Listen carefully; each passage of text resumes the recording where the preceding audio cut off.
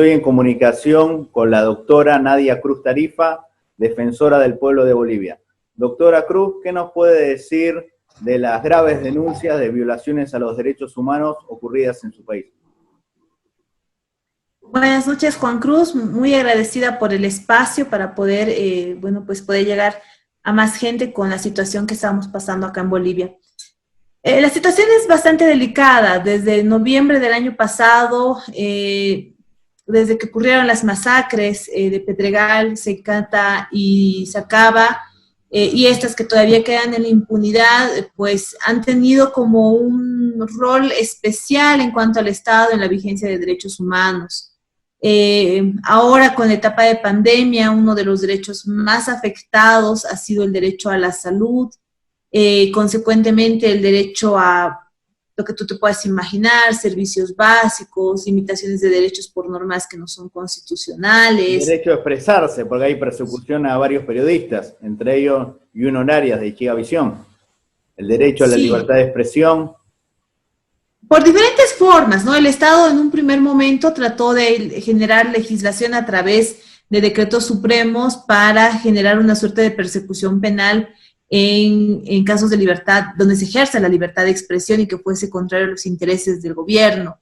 Ahora se está ocurriendo una suerte de censuras. En el caso de Junior Arias ha pasado una censura indirecta a través de amenazas por parte del ministro de gobierno, por parte de diferentes autoridades como consecuencia de las investigaciones que él ha ido realizando.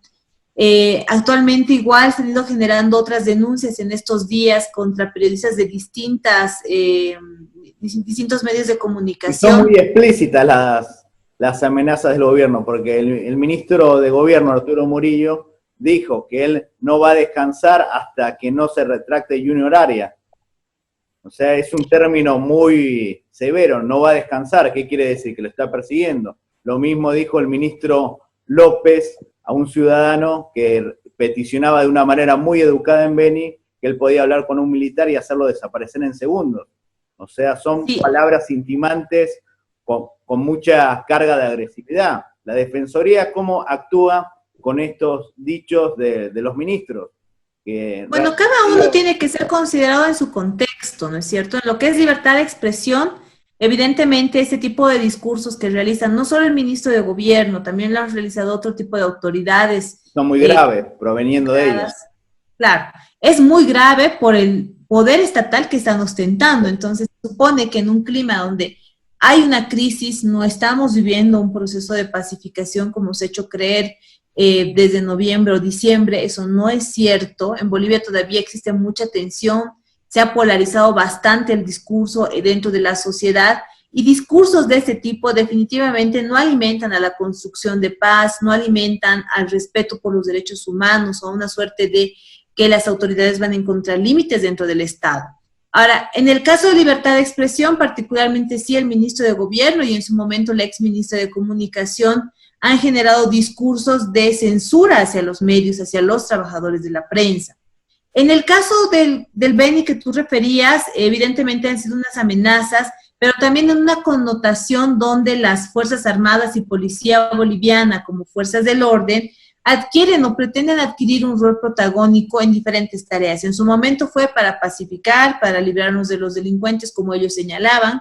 En el actual momento es supuestamente para salvar la vida de todas y todos los bolivianos, porque están protegiéndonos del COVID. Y más allá de que estas fuerzas, como miembros de la sociedad boliviana, cumplen un rol fundamental en distintos momentos, se está utilizando políticamente mucho su forma de intervención. Y a esto se debe este tipo de amenazas con desapariciones forzadas o con hechos de impunidad. Entonces, eso sí no está bien. Nosotros como Defensoría del Pueblo, ahí lo que nos corresponde es hacer las exhortaciones para que el accionar del Estado encuadre en los derechos humanos, se encuadre en el respeto de la Constitución Política del Estado y la norma internacional de protección de derechos humanos. Esperemos que en este caso, bueno, la señora Áñez, la presidenta, pues pueda asumir algún tipo de actitud. Lastimosamente hemos visto nosotros, ante todos los reclamos que ha realizado la Defensoría del Pueblo, un silencio casi de muerte, ¿no? Pero bueno, incluso hay persecuciones hacia tu persona, mediáticamente, que dicen que tú estás en un cargo que no te corresponde, que te estás prolongando en el mismo, cuando tú si no tienes un reemplazante designado, no puedes abandonar tus funciones. En este caso, ¿por qué les molesta el trabajo que estás haciendo tú a nivel nacional e internacional en defensa de tu pueblo boliviano? Yo creo que es un tema, no es un tema personal, ¿no? Es un tema de la institución. Ellos... Es un tema personal porque tú estás cumpliendo tus funciones a cabalidad y estás defendiendo al pueblo. O sea, tú eres una persona muy activa. O sea, es una crítica. Eso le corresponde a una defensora.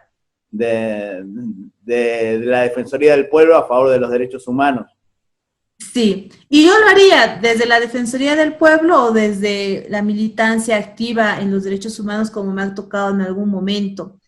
Pero yo reitero que no me extraña ese tipo de discurso, ese tipo de asedio, que en algún momento ha llegado amenazas directas contra mi vida por parte de autoridades del gobierno.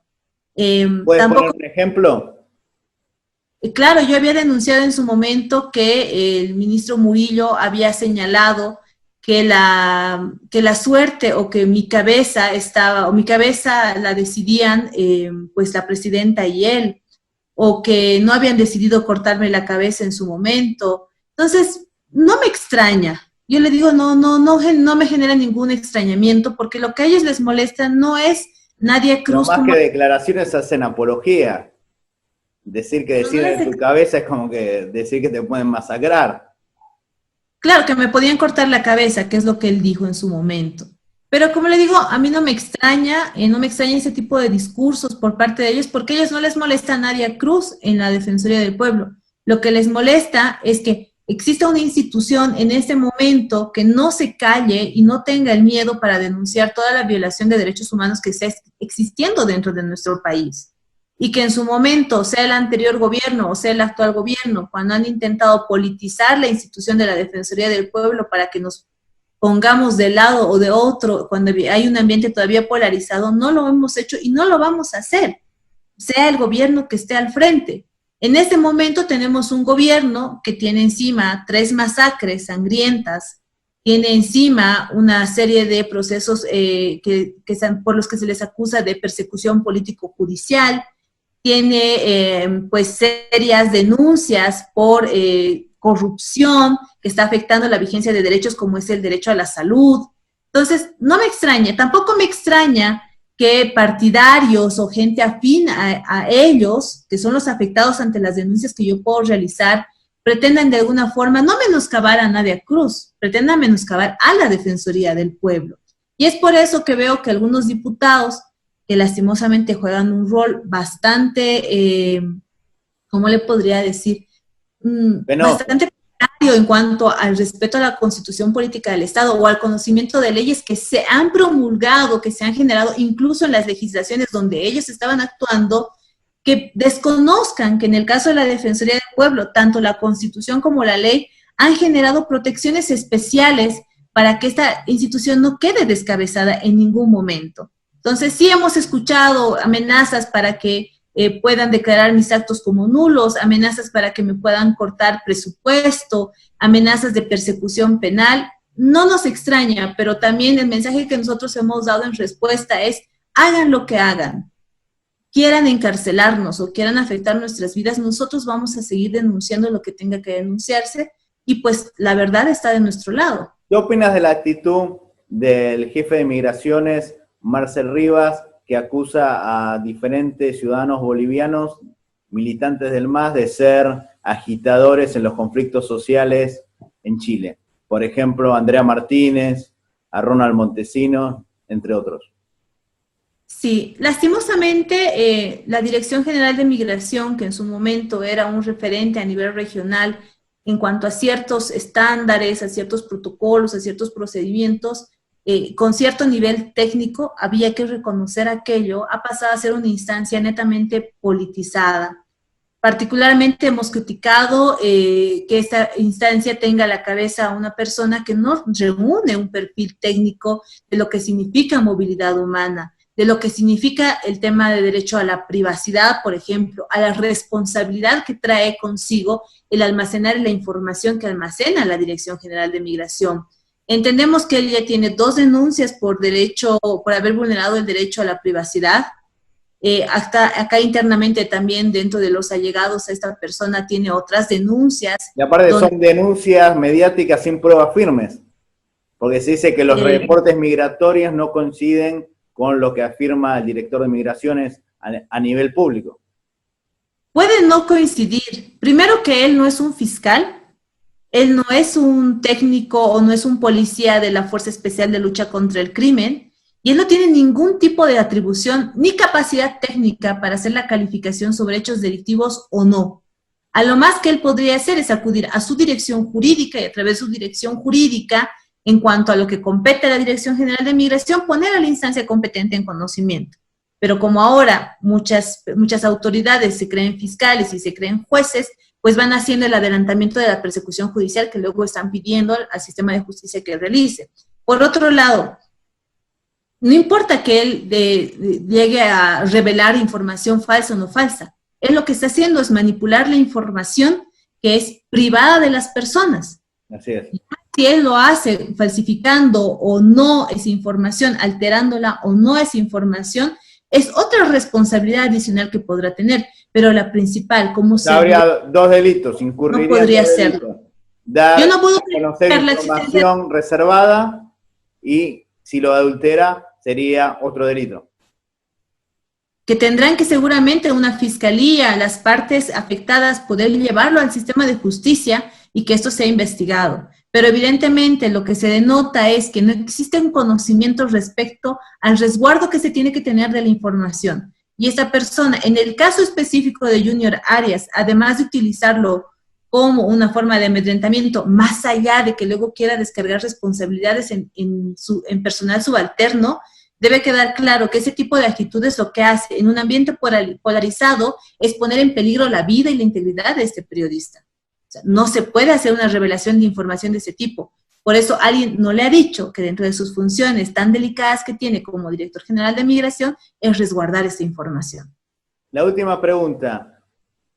Se dice que habiendo elecciones con un gobierno elegido democráticamente se solucionaría gran parte de los problemas que tiene Bolivia, entre ellos el problema de evitar las violaciones a los derechos humanos. ¿Tú qué opinas al respecto? Independientemente del candidato que gane, ¿piensas que un proceso de elecciones en Bolivia serviría para pacificar el país?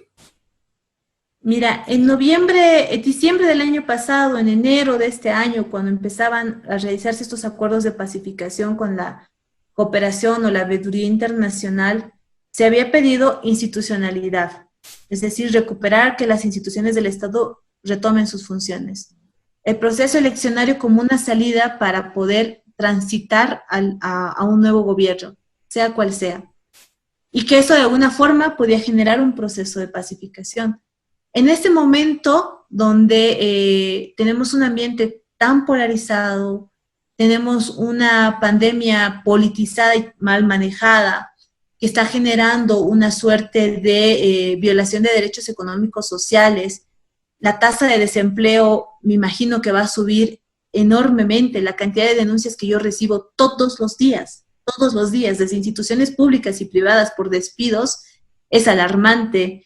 La cantidad de negocios que están yendo en quiebra o están cerrando por falta de pagos desde el Estado inclusive, o porque las cuarentenas rígidas o las cuarentenas tal cual están establecidas no están generando movimiento económico, pues nos está indicando que lo que está viniendo, no solamente para Bolivia, imagino que para la región, pero en este caso lo que nos preocupa a la Defensoría del Pueblo de Bolivia es Bolivia, pues viene una situación bastante complicada para cualquier gobierno que venga. Yo no creo que la vigencia de derechos humanos esté solamente condicionada a la elección de un nuevo gobierno. Seguramente es importante, pero además tiene mucho que ver ahí el plan de gobierno que se va a tener. Va a ser un gobierno que va a priorizar la vigencia de derechos humanos. Me refiero no solamente al tema de libertad de expresión, derecho a la vida, derecho a la dignidad, sino los que en este momento están siendo más afectados, que son los derechos sociales, el derecho al trabajo, el derecho a una remuneración, el derecho a condiciones mínimas de vida. O sea, eso puede ser un retroceso bastante fuerte en nuestro país. Ya en naciones y pueblos indígenas creemos que es mucho más latente porque hasta ahora no se ha asumido ningún tipo de medida en favor de esa población, pero en relación de todo el resto de la población, pues parece mucho más alarmante y lastimosamente eso va a requerir muchos mayores esfuerzos, además del gobierno, de las políticas de Estado que se puedan asumir. Muchísimas gracias, muy amable, Nadia. Juan, muchas gracias a ustedes y bueno, déjame dar un saludo fraterno a toda la comunidad boliviana que se encuentra en Argentina. Yo hubiera querido visitar el norte argentino este año para estar con mis connacionales, especialmente a las mujeres que están en centros de privación de libertad por su situación de pobreza. Esta pandemia no lo ha permitido, pero ya encontraremos la oportunidad para que la defensora pueda encontrarse con ellos. Muchas gracias.